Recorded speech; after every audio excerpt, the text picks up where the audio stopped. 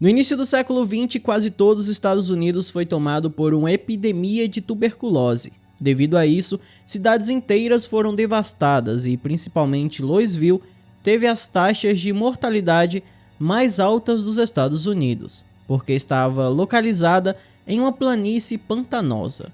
Para tratar essas pessoas, em 1924 foi iniciada a construção do sanatório Waverly Hills, que foi inaugurado 2 anos depois. O sanatório era famoso pelos seus métodos de tratamento mais avançados. Embora naquela época a doença fosse incurável, as boas intenções dos médicos transformaram-se em uma verdadeira tragédia. Hoje em dia, a tuberculose é tratada com antibióticos e, se o paciente seguir o tratamento à risca, com certeza vai melhorar. Porém, naquela época, acreditava-se que o principal tratamento era passar mais tempo ao ar livre. Por isso, os pacientes eram obrigados a passar todo o tempo ao ar livre e até dormir com as janelas abertas, mesmo no inverno. E é claro que a taxa de mortalidade no hospital era muito alta.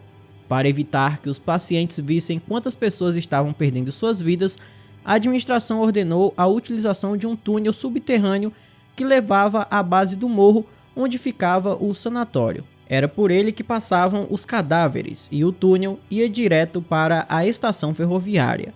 Seu comprimento era de 150 metros e os corpos eram levados em uma carroça motorizada.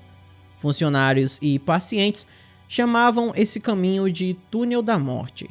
Em algumas ocasiões, enquanto esperavam o trem para transportar e cremar os mortos, os cadáveres ficavam dias amontoados ali. Inclusive, dizem que nesse túnel é possível ver o fantasma de uma enfermeira que tirou a própria vida após contrair tuberculose. Aliás, é ela que supostamente teria aparecido nessa foto que está na tela. Felizmente, no ano de 1943, o microbiologista americano Zelman Waxman descobriu um medicamento contra a tuberculose, a streptomicina, e assim, essa terrível doença finalmente deixou de ser tão letal. Em meados da década de 50, praticamente não havia novos casos da doença nos Estados Unidos, e o sanatório Waverly Hills ficou sem pacientes, encerrando suas atividades em 1961. Porém, o prédio não permaneceu fechado por muito tempo. Um ano depois, ele foi reformado e utilizado para outros fins. O antigo sanatório foi renomeado para Woodhaven e tornou-se uma casa de repouso com centro de tratamento geriátrico. No entanto, não demorou muito para que rumores de maus tratos aos pacientes começassem a se espalhar pela cidade. Os pacientes de Woodhaven foram supostamente usados como cobaias em vários experimentos científicos, como exposição à radiação e terapia de choque. Ninguém sabe até que ponto os rumores são verdadeiros, mas os moradores locais olhavam horrorizados para aquele prédio sombrio.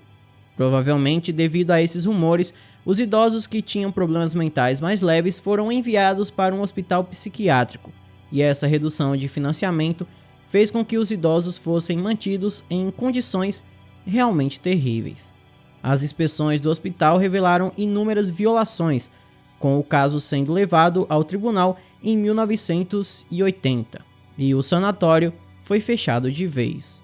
O prédio e o terreno do Waverly Hills foram leiloados e, por 2 décadas, passaram de um proprietário para o outro. Inclusive, em 1983, o local ia ser reconstruído como prisão, mas no último momento, o projeto fracassou. Eventualmente, Waverly Hills foi adquirido por seu atual proprietário. Ele esperava demolir os prédios e instalar no terreno baldio uma enorme estátua de Jesus, maior que o Cristo Redentor no Rio de Janeiro. Nas proximidades, de acordo com seu plano, deveriam ter sido construídos um centro de meditação e um pequeno hotel. No entanto, as autoridades municipais não deram permissão para novas construções. Além disso, o prédio do Hospital Waverly Hills está listado como Patrimônio Histórico Nacional e não pode ser demolido. Então, o proprietário recorreu a um truque muito asqueroso. Para começar, ele despediu todos os trabalhadores que cuidavam do edifício e se recusou a pagar seus salários. Mas, como compensação, ele lhes permitiu arrancar os caros azulejos italianos das paredes e depois ordenou a remoção das fechaduras de todas as portas, na esperança de que o prédio fosse eventualmente destruído por vândalos. O prédio obviamente foi invadido por vários indivíduos duvidosos que eventualmente quebraram janelas, cobriram as paredes com pichações, destruíram equipamentos e arrancaram radiadores de aquecimento. E foram eles os primeiros a ver os fantasmas e contar aos habitantes da cidade sobre isso. Além disso, todos os visitantes do prédio abandonado ouviram sons estranhos em salas vazias e viram um movimento aleatório de objetos deixados no local. Muitos falaram sobre luzes que acendiam sozinhas, portas que batiam mesmo na ausência total de ar, e nos corredores, de vez em quando, um menino brincando com uma bola e uma mulher com os pulsos cortados pedindo socorro apareciam do nada. Além disso, eles ouviam um carro funerário parando na entrada de serviço do prédio, onde os caixões eram carregados. De vez em quando, o ex-cozinheiro do local aparece para os visitantes e convida todos para a cozinha. Após seu surgimento, os cheiros de pão fresco e comida quente começam a pairar por toda parte. Em 2002, representantes da American Ghost Society, que lida com fenômenos paranormais, tomaram conhecimento do sanatório abandonado e assombrado.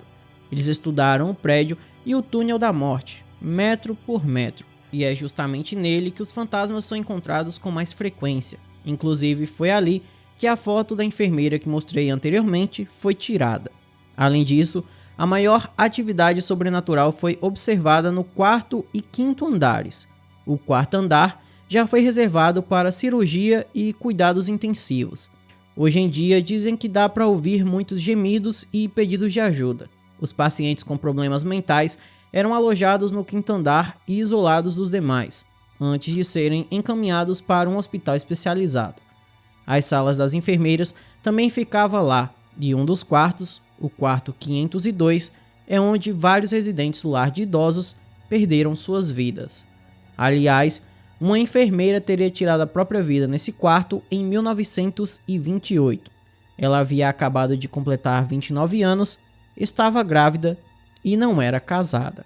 Já em 1932, outra enfermeira que trabalhava no quarto 502 caiu de uma janela, e há uma suposição de que ela teria sido empurrada. Os caçadores de fantasmas afirmam que as almas das duas enfermeiras não saíram do prédio.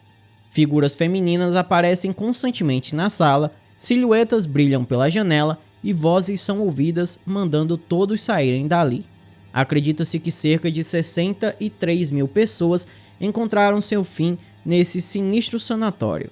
Embora um estudo cuidadoso dos históricos médicos tenha dito que durante todo o período de trabalho e até o fechamento do sanatório de tuberculose, 8.212 pessoas perderam a vida ali.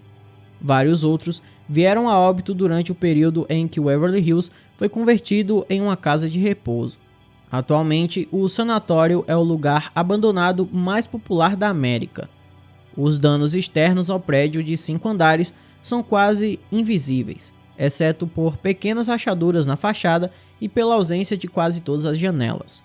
O edifício é um dos locais mais assombrados e misteriosos dos Estados Unidos e serve como local de peregrinação para caçadores de fantasmas e curiosos de todo o mundo. Então esse foi o vídeo de hoje, espero imensamente que vocês tenham gostado do conteúdo. Se gostou, deixe um like, se inscreva no canal, mande para todos os seus amigos, comente aí o que você achou dessa história, se você acredita que o sanatório de fato é um local assombrado ou não, e também não se esqueça de comentar algum tema que você queira ver aqui no canal. Então por hoje é só, e eu te espero no próximo vídeo.